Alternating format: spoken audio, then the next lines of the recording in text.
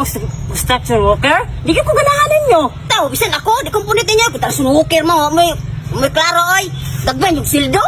Ang Gani? palitan na mo, ka na dagog sildo. Ano mo yun ay? Taruha niya, di may punitin niyo ay. Oh, labi na ako. Di ko punitin nyo. Oh, samot ako. Ako na, gwapa. Sige, ingon mo. Construction worker. Di ka mapulit o construction worker. Pangutan araw ng taga-construction o puniton ba ka? Kanang naong ni mo? Puniton kag construction worker. Ay mas gwapo pang construction worker kaysa dagway ni mo. Kahilas bi man og dagway. Mamili pa ka, di ka mapulit og construction worker. Sabi ni mo, ang construction worker, napakagandang trabaho yan. Marangal na trabaho yan. Ang lalaking sahod ng mga yan. Galing ako dyan. Ang lalaki ng sahod ng mga yan. At saka yan ang pinakahirap na trabaho dito sa Pilipinas. Kung wala yung mga construction, hindi makapagpatayo ng mga building dito sa Pilipinas. Ay, kambubo ka. Lait-laitin mo lang yung mga construction worker. Ikaw hindi ka puniton. Pangutan na ng construction worker kung puniton pa kanila. Kahilas ng dagway. Sus, sagpao na. Sus, lami kay sagpao na yung maot ay. Sus, nanggigil talaga ako sa iyo. Kahilas ng dagway ay. Gato kag puniton ka ng construction worker ka. Dagway pa ni mo mga sus. Ila sila sa dagway ng mga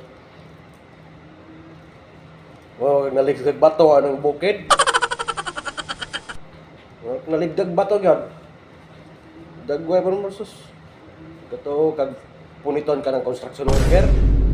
Anhi kag Manila, itapad ka ng ibang bayan diha. Tapos mapiliin mo construction worker, mupatol ba nimo? Bisag pagkapilan pa kag sa kalibo, di mo punit nimo ga lo lang nimo.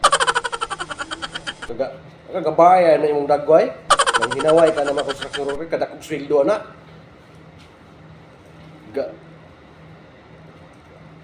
Sayang-sayang lang si mong laway. Puspos pa ka sa social media. Dili ka ng construction worker kay mga kag may sweldo. Tan-awa na nag-withdraw nila sa ATM. Huwag kag may magsweldo. Ito kaagyan ako ng construction worker, napakagandang trabaho yan. Skilled na trabaho yan.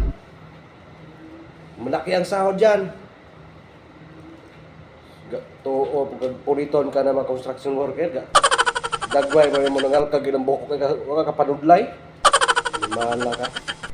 Terus, laitin mo lang yung mga construction worker. Kadagkog sildo ang mga tawhana. Galing ako dyan, oy.